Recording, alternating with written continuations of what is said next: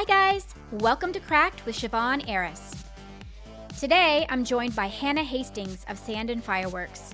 Her popular process videos highlighting tips and technique are not to be missed, and her botanical plant-inspired work just bring nothing but happiness to every tabletop or window they join. Today we touch on topics such as how to know when to sell your work, which brands are her go-tos, and how she's using her maternity leave to answer some pretty big questions about her future in the glass world. A special thank you to this episode's sponsor, the Stained Glass Association of America, home of the Stained Glass Quarterly. Learn more at stainedglass.org. All right, let's get into it. Join me as I crack it all wide open. Hi, Hanna. How are you today? Hi, I'm great. How are you doing? I'm good, thank you. Thank you so much for joining me on this podcast about stained glass. No problem. Happy to be here. So I did an Instagram poll and I asked people to suggest some artists to be on the podcast, and a couple people suggested you. So here you are. Yeah, and that's I think I mentioned it before, but it's very flattering. I was very honored by that. Well, your work is amazing. I especially love those little like 3-dimensional succulents that you do. Oh yeah, those are kind of that's a thing. Well, I'll probably get into a longer story about it, but that's probably one of the things that I'm more known for at this point. Well, it makes sense because they're super adorable.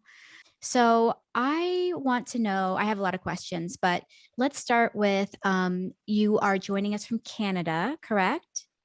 I am, yeah, from sunny Hamilton. No, it's not even sunny, it's overcast, but it's Hamilton, Ontario right now. Hamilton, Ontario. Okay, so you're more on the east side, correct? I am. Okay, yeah. Cool. Very cool. And are you born and raised in Canada? Yes, I was born in Toronto. Hamilton is a large city kind of on the outskirts of the Greater Toronto area, Toronto being the capital of Ontario, which is our most densely populated province from what I know. Okay, right on. I've never been to Canada. Oh, well, Can you believe that? Well, I mean, it's definitely right now I can believe it. I don't think anyone's coming to Canada these days. That is very true. I'm looking forward to a time when I'll be welcomed back into the one day. yeah, exactly. So born and raised in Canada, and do you come from a big family or a small family? A fairly small family. Kind of, there's myself and my sister and my parents, but our extended family is huge and very loving, and they're nice people, nice folks. All Canadians are nice folks, I feel like. We do our best. We're definitely polite folks. If we're not nice, we're certainly going to be like, stand up about it. Yes. I have a friend of mine who I train jujitsu with. She is from Canada, and she was telling me, we were talking about that whole thing about how Canadians are so friendly and so polite and so nice. And she was saying, and I can repeat this because it came from a Canadian. She was saying that it's very similar to people in the South in the sense that like they're very polite, but there's like a little bit more, there's like more like a passive aggressiveness to it. Oh yeah, absolutely. That's certainly true. I thrive on passive aggression. If I don't like to confront things. So that's my go-to. You got to let them know. You got to let them know in different ways. Yeah. That's so funny. Well, you are married and you're a mom. You just had a baby not too long ago. I did. Yeah. Well, I've got a 6.5-month-old now, who's napping at the moment. And so it's just the three of us right now, and we've got a dog, but he's currently staying with my parents while we've got a tiny one in the house. And yeah, it's been going really well. I was pregnant. Well, I'm working on stained glass throughout my pregnancy, and then have been continuing since, and it's been definitely an interesting journey. How long had you been doing stained glass before you got pregnant? Right. Well, so I've actually been doing stained glass for 22 years. No, 20 years. It might be just 20 now. 21 years, I think. How old are you? You look like you're 20. Did you start doing stained glass when you were in the womb? When I was 14. Okay. So I'm not that, I don't know if you want to like calculate the age now. Yeah, but I started learning when I was 14. My grandfather was very involved in the stained glass guild in Toronto. And so this is a little bit of a sad story, but when I was that age, he got diagnosed with lung cancer.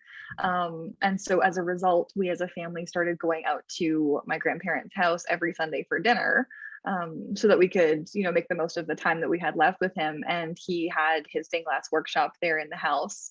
And I remember asking my mom if she thought, like, did she think it would be kind of an imposition if I asked him to teach me? And she kind of went like, no, that's in retrospect, thinking back, a grandchild asking their grandparent to teach them something they loved is like obviously not going to be an imposition. But at the time I thought, okay, like I'm taking his knowledge, sort of a thing. But so he was more than happy to teach me. And so we started doing the lessons on Sundays. And then when he died, he kind of left all of his equipment to me and everything. So I ended up kind of launching both from the teaching standpoint and from the equipment standpoint into this long tenure with stained glass from a very young age. So it was interesting for sure. Yeah. Yeah. Well, I'm sure that, do you still all of my grinders are so old because they run so well. Do you still have his They grinder? do. And yeah. I have everything. I haven't thrown out anything, which is actually, that probably says a bit more about me, frankly. But yeah, I've got all of those old motors. They don't die. They're incredible. Like one of the grinders actually my mom took, and she was grinding tile with it for a bit, I think. Yeah. And it's still like fine. It's fine. Yeah. There's nothing wrong with it. Yeah. Are we talking about Glastar? I mean, they're all amazing, but are we talking about Glastar specifically? We are Yes. absolutely talking I about know, Glastar. totally. I teach as well, so I have a few Glastars in my studio, and you can tell mine are old because the cords are like the old like brown style. Yes. But Exactly. if you go to glastar.com, I think that's their website, and buy a brand new grinder today, the graphics, the color, the motor, everything is exactly the same, Yes, I which I know. really It's so appreciate. vintage. Yeah, it's like it's come full circle a couple times in terms of like fashion, like the branding looks very 70s. Yes. Yeah, they're workhorses. They're like the Toyota Camry of glass grinders for sure. They're No, amazing. they're fantastic. There's actually, I want to get one of they have it's like a flat grinder for lapidary. It's like a wheel grinder. And that's kind of next on my purchasing list, because I think I could do a lot of really fun beveled stuff and cool things with that. And it's a Yeah. Glastar, so it's going to be good. When you're using a wheel grinder, you're using a bunch of different grits, kind of like sandpaper, and you're bringing the edge back up to a polish. So it's from what I've seen you can do with it is you can carve the glass basically on the grinder wheel, create beveled edges, so create like the gems and jewels and things like that, and then take it from the rough edge of the grind back up to a smooth finish with all of the different polishes. Yeah. So it gives you I would be looking at it to kind of experiment and see what I could do, because you don't see a lot of that work done with stained glass. Yeah. So I would just want to play with it. It's a tool I'd want to play with. I don't have any grand plans just yet. I've had no formal training. That's usually how the best things come, is when you come to it just from a place of curiosity, and not putting too much, it's not too precious, not putting too much pressure on it. You're just like, I'm just going to mess around with this. And I love that. Well, very cool. Glastar, if you're listening, we just gave you a plug. So if you want to send a check to both Hanna and myself, email me. I'll give you the addresses. So you were doing stained glass for quite a long time. You learned from your grandfather, and then you kind of went off on your own, and then you got pregnant. Yeah. How did you kind of navigate doing stained glass while you were with child? Well, so it's been kind of just an interesting journey the whole time, because I took my glass studio, or some version of it, with me through every stage of my life. Like I took it with me to university. I was doing it through high school. The different houses I've lived in, I've always had my little workshop that I've kind of rebuilt and rebuilt and rebuilt. And the only thing I added when I got pregnant was a stool. Everything else I still managed to do. And I really, all that I ended up doing was looking into the impacts of lead, flux fumes, things like that on a growing fetus. Yeah. Started getting myself tested routinely for lead levels, which I still do now because it gives you tons of peace of mind. Yes. And I think having that to focus on, like even when I was in labor, like I was literally having contractions and I was working on a project, Oh my gosh. which was a very silly thing to do. But that's one things that I've kept actually, is that piece that I was working on, because I can't ever sell that. I'll never put that much work into another piece ever again because I was It going really through so takes much like at the blood, sweat, time. and tears to like a whole new level. Yeah. Yeah. It was a definitely kind of interesting experience. And then from there, it's just been navigating around nap schedules. And it's been a lot to manage, but I've learned that there are lots of other stained glass artists that have kids that figure it out. And so I'm kind of still muddling through making the business happen, possibly a little bit less than I would be if I didn't have that, massive chunk of time of my day taken up. But Yeah. it's been really great. Yeah. Well, that's good. So, how many hours do you think you spent in the studio before you had a child? 45, 40, 45. 50, something insane. I mean, I don't actually do stained glass full time. That's probably something that not everyone is aware of because of the amount of content that I put out related to stained glass. After my grandfather died, one of the things that I really wanted to do was keep growing my knowledge, and I didn't have this huge resource that I had gone to with all of my questions. And so I started going to basically every single glass store I could find and talking to the people that work there and seeing their methods. And so over the span of 2 decades, I basically amassed, I think, probably in my brain, um, every technique you could possibly know, every version of the way that you could do it. Yeah. And Um, do you do just copper foil, or are we talking about lead as well? So I've had exposure to it. I prefer not to. In my home studio, because there's a baby in the house, I try Mm. to avoid having lead. Hmm. So it's something that I've learned, but I actively choose not to. Especially, I don't not bother using hobby cane because frankly, I love edge soldering. It's one of my favorite things to do, which I know is a little bit masochistic probably.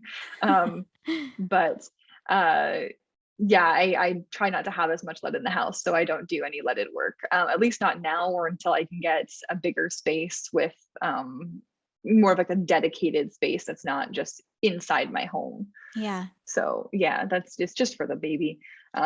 But because I had so much exposure to all of these different techniques and different people, different artisans and experts that were doing it, when I sort of took my stuff away, um, started working on it myself, and I was selling through craft shows, stores, retail shops, that kind of thing, just locally.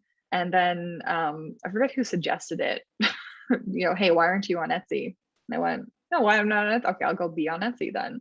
So I started on Etsy, and then it was kind of just sort of why are you not using the internet for your business? What's wrong with you?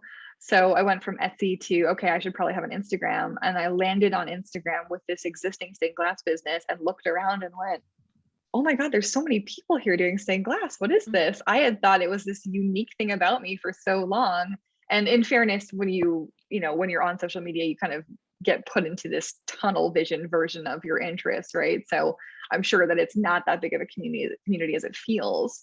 But I found all these people doing stained glass as well. And I went, okay, this is kind of cool. And the reason why I built my account the way I did was, and I don't mean to offend anybody when I say this, but I saw a lot of people using techniques or doing things in a way that was either harder for them, was going to be Mhm. worse for the finished product. I ran into people that didn't know you had to wash things.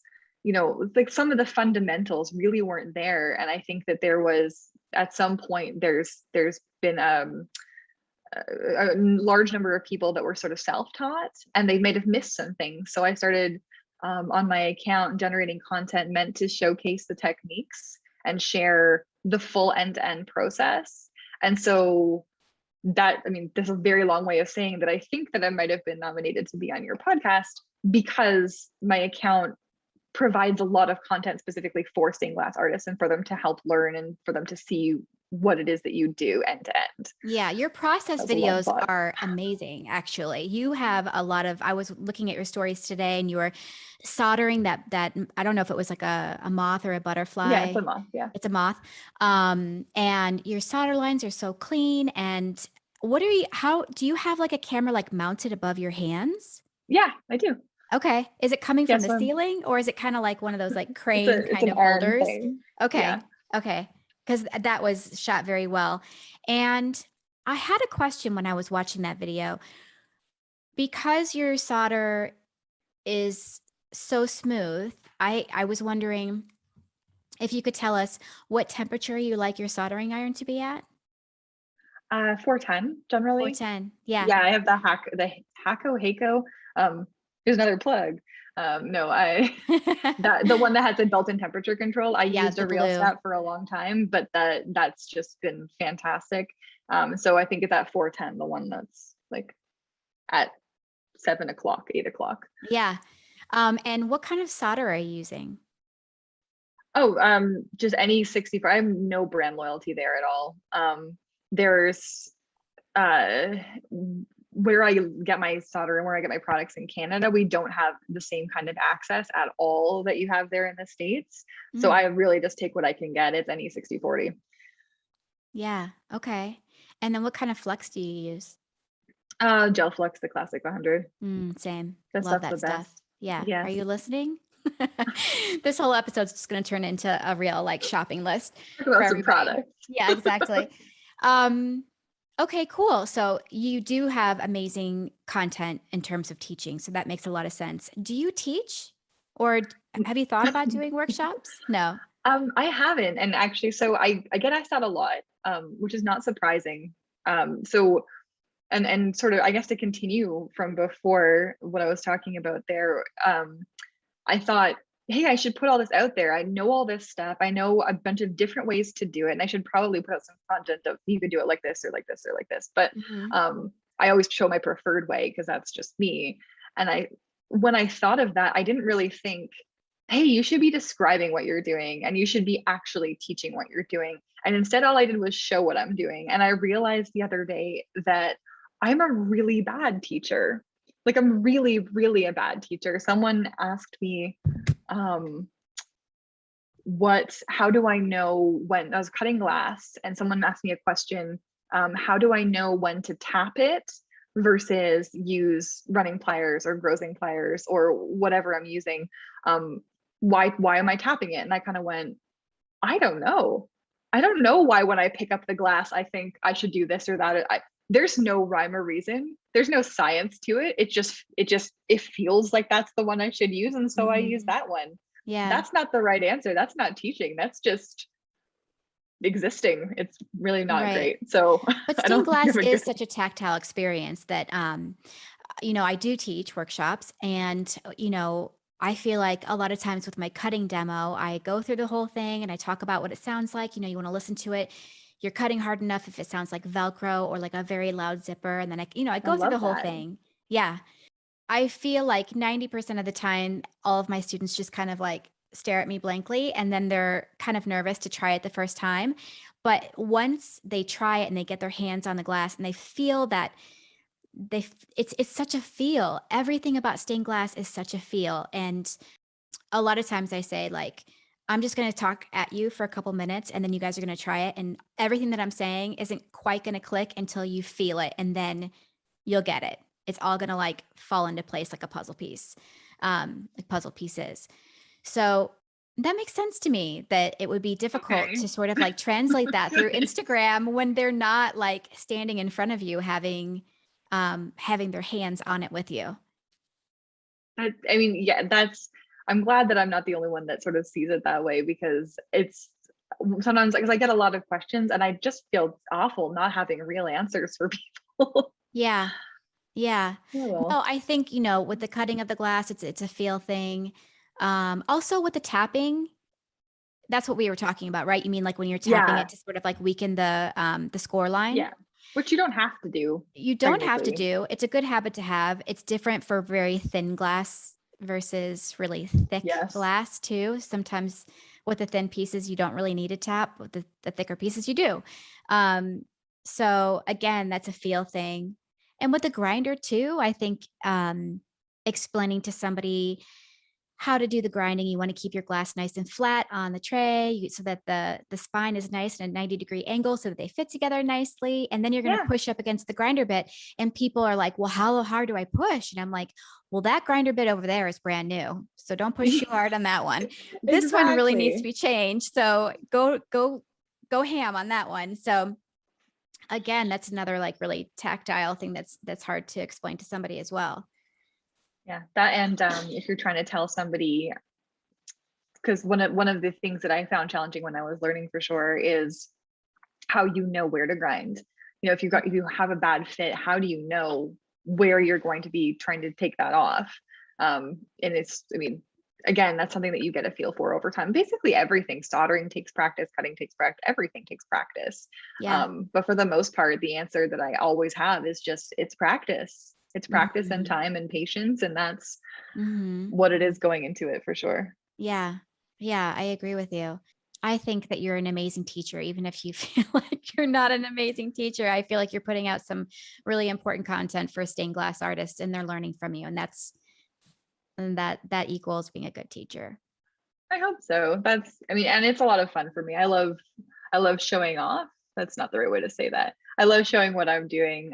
It's definitely takes more time in the studio, but it's more interesting to think about it. And especially when you're, because ultimately the steps are the steps. They're never going to really change end to Mhm. end, with some exceptions. If you were not doing Tiffany style, or if you were, I don't know, there's going to be differences Yeah. depending on what you're going to choose to do, but to have it not be repetitive, that's the challenge. It's all a different challenge on top of the existing challenge of being a stained glass artist. So um when I got into Instagram, that's what I thought was going to be the most fun for me, and it's still fun for me, you know, a couple of years later. So um Have you yeah, it's ventured good. into TikTok land? I have, and I hate it a lot. Do you? Yeah, it's way less predictable. It's way less of a format that makes a lot of sense to me, and maybe that's just my age. I didn't sell anything for 18 years of being a stained glass artist, and then when I 18 started, years? yeah, it took me that long to get up the confidence, that long to consider myself professional enough. And in retrospect, and when I go back and I look at my old pieces, I did not have to be that self-conscious. I was definitely at a caliber where that would be totally fine a long time before I started selling. But I think, as I started as a kid, I always thought of myself as a kid, like this young whippersnapper trying to make it in a world of people making church windows and Tiffany lamps. And so I just never really considered the things I was making to be something that anyone would want. Um, so that took a lot to kind of overcome, which is very silly. That being said, you shouldn't start selling before you're ready either. So Hmm. everyone's got their timeline. Is that, would you say if you had like one piece of advice for stained glass artists that are just starting out, is that it? That you should take the time to practice first, or that you should feel No, just sell, have the confidence to not wait, you know, obviously it's going to be different for everybody, but you feel like you waited too long, right? I did. I definitely did. And I kind of, I've mentioned this, I think, on my Instagram before, that I've seen other people who have amazing work that really could be selling it. And I see people that are selling prematurely as well. Um, Mm-hmm. and so I think that, I mean, really the advice that I would have is compare to people. We have the benefit of this massive internet of people that are in this huge stained glass community on social media. And if you can look up close, look at what people are doing, look at the caliber of their solder lines, look at the design work, um, look at, you know, are you seeing nice, neat, trimmed foil? Are you seeing sort of bulky lines or things that are way different thicknesses? Are you seeing, learn what an error is, I guess, and then learn how to fix it? It's kind of like if you had people that use, there are the rules of grammar, and there are people that can play with that and they can come up with things that break the rules in an interesting way, but you should know those rules first. You know what I mean? Like it's um kind of a hard or No, getting yeah, to no, my I'm point. following. But you're totally right. So, you just answered my next question, which was, what do you think are some markers, like some things specifically to look for? And you just named quite a few. So that's good. And I totally agree with you. I totally agree with you. And I think my advice to new stained glass artists would be just make art that you're not planning on selling to start out. Like you don't have to like jump into like the competitive, like selling your stuff and making money. And, you don't have to like cross that threshold as soon as you take a class, your first class. Like make art that's just for you and you don't plan on selling it because, um, that is a step that I've seen missed too.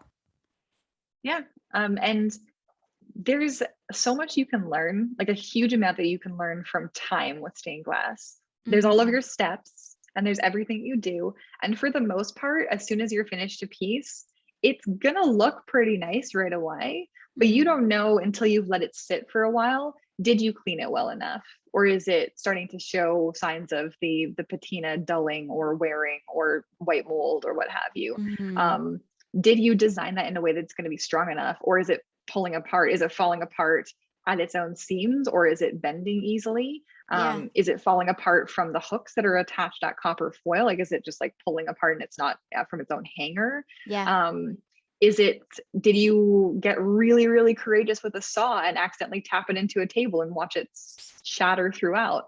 There's crazy things that I've seen people do where I go, oh my gosh, time alone is going to kill that piece. And you don't really know that unless you've held on to your own work and you kind of come back to it later and go, Mm. oh wow. And plus, I mean, I really wish that I'd kept some of my early pieces because I want to see what I used to do versus what I do now. I want to see that progression in myself. I think that that is something so valuable that I don't have because I gave everything away. Yeah. So I would recommend that everyone keeps at least a few things from when they start out just so they can see that growth. I think it's just like a really nice moment to have with yourself for sure. Yes. Yes. 100%. I love this advice. This is really good advice. The pressures of the business side too, and understandably stained glass is a very expensive craft. Like I didn't have to buy my whole setup because it was gifted to me or Mhm. I inherited it. So I found myself very privileged there in that I could just go and make things and I didn't have this big dollar sign in the back of my head saying like you just spent, $400 on this grinder. Mhm. Better make sure you make that back. But I think that there's a lot of pressure that way to sort of be a business person and be an artist. And I think Yeah. that I mean, I listened to your podcast with Debbie Beam.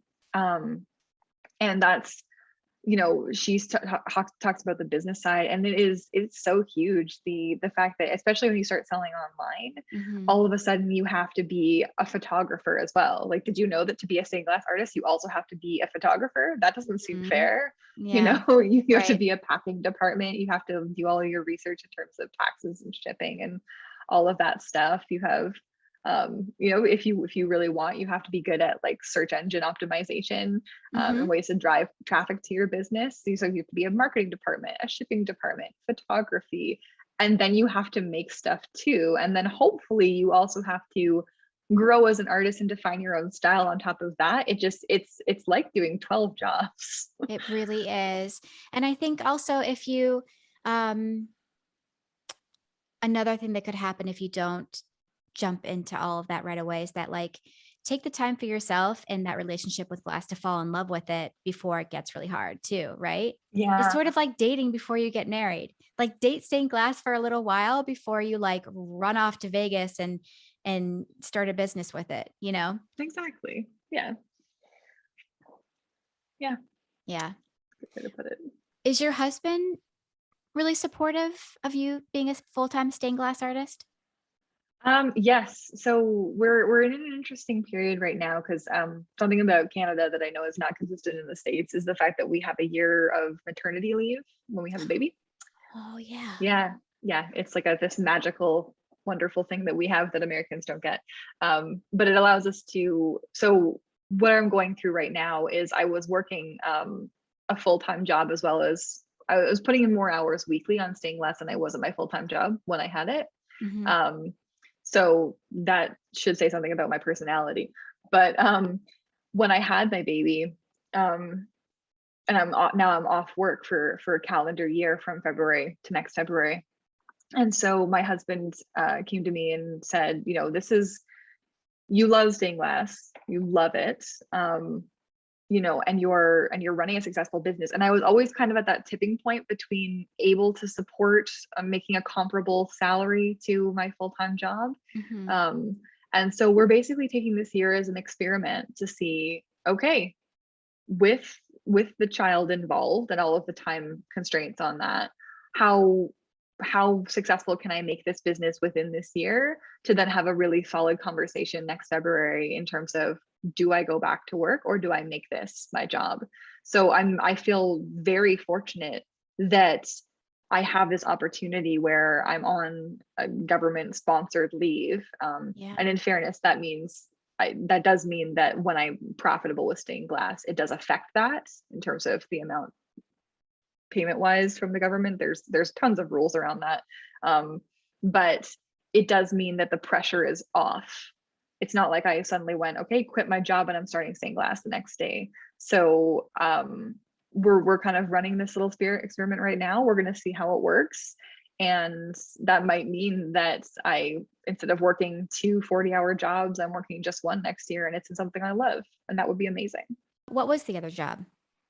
Oh, I was a manager of project managers. So basically I work in a bank, and I ran an internal team of people who managed the projects for the bank. So people management, not anything artistic. But are you using some skills from that job in terms of organization in your business now with stained glass? Oh my gosh, absolutely. Like lots of it in terms of the data science side of that, and how I market myself, who I approach, all of the financial information I know, all of the accounting skills directly translate over, which is amazing. I love doing my own accounting. That is awesome and a lot of fun for me. And I know that it's not a lot of fun for people. So I relish that side of it. And then all of like the, web design elements and things along those lines translate as well. So it's very people management focused, but enough of those technical skills that translate to running a business online for sure. If you could be any other kind of artist, what do you think you'd be doing if you could pick another medium, another craft? So it's interesting you say craft, because I find myself to be more crafty than artistic. And then again, sometimes I look at my pattern designs and I go, oh, you know what, that's actually quite pretty. Like, it's like someone who knew what they were doing drew that. That's kind of cool. But sometimes I really look at myself as a crafts person and that side of it. And one of first of all, I always wanted to try pottery throwing, like pottery wheels. But barring that, I went through a brief phase where I did bead weaving. So like intricate woven products with beads. And that's right up my alley in terms of how finicky it is and how perfect it has to be, and how, and the design work beforehand turning into a labor intensive finished product. Definitely I would go back to that. So it's not something you see a ton of anymore, like complex projects that there's a lot of earrings, for example, but for me, I always found that to be very, very soothing. So anything kind of crafty. I'd love to learn wood turning, for example. Anything that requires you to basically turn your entire basement into a very messy studio, I'm all for, which is, not a good habit to be in for sure. Do you have other family members that are artistic? My mom actually designs wood engraved lanterns. Lantern Cozies is what she is on Instagram, and they are so gorgeous. And she's got quite a successful business on Etsy and through wholesale selling and things like that. She's working with Uncommon Goods and things along those lines. Amazing. So she's very talented. And just a reminder to our podcast listeners that I'm going to be showing pictures of all this stuff on the YouTube channel. So tune in there if you want to see pictures of her mom's work and of your work, obviously, as well. And then we'll have links to all this in the show notes as well. So make sure you check those as well. Are you doing mostly commissions now, or how do you feel like it's kind of broken up? So ever since having the baby, I've actually stopped taking commissions entirely, which has been a little bit better for my mental health related to what I was finding is anytime the creative reins were taken away from me, I would always find myself stalling out and sort of slogging through a project rather than being excited and rushing into the studio every other second to get something, make forward progress on it. And that's usually how I am when I design something. I get really excited and I immediately run downstairs and I'm all over it. And with commissions, something about the creative leash that it puts you in, it's just not been for me lately. So I don't know if I'll go back to them. I'm not sure. And that's just a personal preference. But I think it might just also be the kind of commissions I was looking at. I'm more likely to do something. So when I was taking commissions, I would do a lot of larger window work for local businesses. So like large, like logo pieces and things like that, where the scale makes it really exciting and fun. And in those occasions, I really enjoy it because I'm stretching my legs a little bit. I'm getting out my like big boards and I'm really constructing something. And that's a fun other side than the online, because with online selling, I realized early on that if I'm going to sell online, I can't make anything big. The shipping just gets exorbitant and it's too dangerous. And so you kind of pack yourself into this little sun capture bubble a little bit, and you don't get to do much beyond that. So when I get some like local work for large scale commissions, I love those. Those are great. So there's just only so many that you can do really if you're looking truly local. If I extended my reach, I think it'd be a little bit different, but here in Hamilton, I haven't put myself out there for a commission in a long time. Yeah. When you're doing these larger commission pieces for businesses, again, they're all copper foil, correct? Yeah, sometimes with some support, but yes, they're all copper foil. Yeah, that was my next question, is that how do you support your large pieces that are made of copper foil, or how are you framing them? Because you're not going to. So everything. Sorry to interrupt. Go ahead. No, go ahead. No, I was just going to say, because with your smaller pieces, you are sort of doing the solder edges. Yes, so I would be framing everything in zinc. So rather than using lead came, I use zinc came framing for my pieces. And then if it needs an internal support, I'm using copper or brass bar work and feeding that through. And there's just usually an element of the design that incorporates that, or there's like some basic curve that it's going to follow. So there's depending on the size, not everything's going to need that level of support, or depending on the design as well. Obviously I'm not going to have some big straight lines through it or anything like that. If it's going to be a large piece, that would just be crazy. So it kind of entirely depends on what the size is, but usually a combination of zinc framing and then brass or copper bars throughout. Do you make your own patterns? Is everything you make designed by you? Yep, absolutely. Everything is. When I found Instagram, I realized that the little glass plants that I was making are apparently not my own creation, which was good to know. They're a thing that everyone else has heard of. But I decided, okay, well, how do I make them my own? And so I took because I don't know if you can tell, I like plants. But I took some of my little succulent gardens that I had and I went about sort of mimicking them. And so I did a lot of research into the types of shapes of leaves and things like that you could have with these succulent plants, or jade plants, what have you, aloe, that kind of thing. And I started specifically mimicking those. So the things that I saw in nature, I was trying to do my best to make that version of it. So that's how I get my version of those patterns, even though the concept itself is actually a bit more widespread than I thought it was, but my versions of them are all original to me. And then everything that I do that's like the 2-dimensional or like the flat glass works on catchers, panels, that kind of thing is all my design as well. Great. That's amazing. And where are you getting your glass? Everywhere. And oh my gosh, it's been so much of an adventure the last year trying to get glass. I don't know, because you've obviously been creating glass through the pandemic, but like I went from having a couple local shops and a couple of places that I would order from online to I think I've ordered from everywhere at this point. I've ordered direct from Bullseye. I've ordered from, I think, every store in the States. I did road trips. I feel like I don't have anything consistent, which is nice. I have a big stockpile in the basement in my workshop. And so anything that I want, I've got an array there. I know that some people prefer to have just the sheets of what they're working on at the moment, and that's probably a little bit more mentally healthy. But for me, I have this big stockpile, and so I'll go through and I'll buy a large amount of glass, and I'll work through that. When I've winnowed that down a little bit, I'll restock again. So that I've always got a lot to choose from, kind of from my own little store in the basement there. Yeah. But yeah, last year everywhere you could possibly think of to get glass, I was getting glass. Yeah. Yeah, it's a real thing. I think I'm going to start asking everybody that question just because I need glass.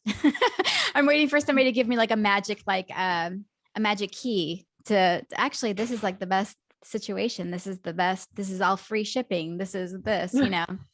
So I love everything that you're doing right now. And I think it's really exciting where you're at in terms of your business plan, about just seeing where this year takes you, and if you can really like make the jump completely to just doing stained glass. You've been working really hard, and so I think that that's all going to pan out for you and pay off. What are your goals? Like, where do you want to go from here? If there have been so many evolutions in your journey of stained glass so far, you've been doing it for so long. So what's next for you? Well, I mean, aside from potentially going full time with it, Yeah. I'm working lately. I've been trying to work through creating a mental sort of split between the business side and the artistic side. Mhm. I think I've talked a lot about the business side on this because it's been on my mind a lot lately.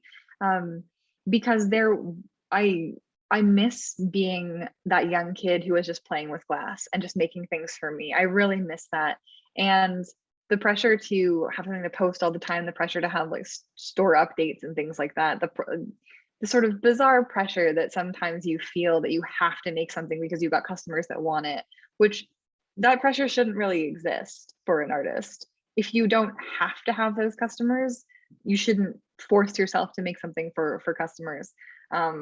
And we started out this year thinking, okay, let me see how profitable I can be or how successful I can be on the business side so that I know what I'm going to be doing next year.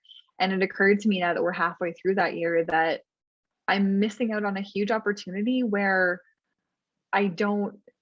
this is maybe the last time that I'm not going to rely on that income to support my life. This is maybe my last opportunity to do art for art's sake and to have fun with it. And so in the short term, I think my goal is going to be to take that step back and go, okay, I will make a few things for selling. And I want to transform the windows of my house. I want my lamps to be more interesting lamps. I want to be surrounded by the things that I love that I made myself. And I want to be excited about a project because the design is appealing to me, not because the design is something that I went, you know what, no one else has thought of this and this is going to be a great seller. That's not the kind of artist that I want to be. And before I have the pressure to support a family from glass income, I want to really take that opportunity to have it just be about the art for at least a little bit. So that's kind of where I want to be taking the rest of the year. If I can turn my business brain off for a little bit, that's what I want to do. Yeah, that's really smart. Couple final questions. Sure. Who are your favorite artists? So I was thinking about that the other day actually, and not stained glass artists aside and like classic huge artists aside, I've been really into a couple of local Hamilton artists lately. So Paul Elia and Gordon Leverton, both of them do like visual art, so not craft, like paintings based and sketch work based on the buildings in Hamilton. So this city Cool. that I live in it's very cool stuff actually. And the city I live in it's a steel town. Basically, it was built on a bunch of steel factories, massive steel industry, and it's slowly been gentrifying over the last few years. But so you have just this absolutely amazing, unique blend of new houses and old houses and like tiny row houses where all of the steel workers used to live that are now going for like $1 million because of the housing crisis. Yeah. And so it's just this very eclectic, beautiful city in its own weird, dirty way. And we have an amazing growing art scene. We have like an art crawl every month. We have a huge, gigantic street festival dedicated to the art every year. And so anyone who's highlighting those aspects of the city and really showing that through their style is something that I really enjoyed. So specifically Paul Elia, his work is just insanely cool. So if you're Hamilton local or not, I guess check that stuff out. It's very Yeah, neat. check it out. When I come to Hamilton, can I stay with you? Yeah, absolutely. We got room. My last question for you is, who would you like to nominate to be on the podcast? That's a good question. So do you know Hannah Gregory, Badass Stained Glass? I just looked at her Instagram this morning. Somebody DM'd me and said, I want to see Awesome. her on the podcast. And so I went to her Instagram and was looking at her stuff. And yeah, I absolutely agree with you. Yeah, she is terrific. She's got some clout as an artist, like in terms of she's a professional artist, a true professional. And she's got a massive wealth of information, wealth of experience that she shares, which I appreciate as a person who's trying to do that myself. And she's a delight to listen to because she kind of she's very entertaining when she talks. So I think she'd be good for your podcast. And also I gotta say Kara from Bloom's class, she's a very good friend of mine, and we collaborate on designs and stuff like that quite a bit. They're both very floral and botanical inspired. And her work is beautiful, and she's another one that focuses on 3D, and I think that's something that you don't see as often. So her work is definitely recommend her as well. Yeah, her stuff is great, and I love that she makes so much stuff that you can wear. Like her headbands are so beautiful. They're adorable. Yeah.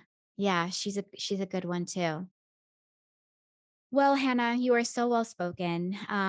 You've done such a great job. I've loved everything you've shared with us, and thank you. Thank you for coming on today. Thank you for having me. This was a lot of fun. Yeah, absolutely. Everybody, Hannah, tell us your Instagram so that everybody can give you a follow. Oh, sure. It's SandandFireworks. That's it, SandandFireworks. Yeah. Where did you get the name SandandFireworks? Oh, because that's how you make glass, sand and fire. Oh. And then works because I'm making stuff, I guess. Yeah. Touche. And fireworks are fun, Fireworks are who doesn't like fireworks? Exactly. They're very exciting. You know who doesn't like fireworks? My dogs. My dogs don't like fireworks. Oh my God. No, dogs hate fireworks. Mine does not like fireworks either. Or thunderstorms. No. I also don't like fireworks like before or after 4th of July. I'm like, can we just. Yeah, I know. Calm down. Yeah. Babies are sleeping. What are you doing? Babies are I'm sleeping. I'm sleeping. Yes, exactly. All right. Well, thanks again for joining me today. And I can't wait to see how this year pans out for you. And I can't wait to see what you make next. Thank you so much. Yeah. Have a good one. You too. Bye. Bye. I don't know why I'm waving. To see more of Hannah's work, again, her Instagram is at SandandFireworks. And to see mine, it's at Runa Glassworks. Thank you so much for taking the time to listen today. And next week, I'm chatting with Ted Ellison of Theodore Ellison Designs.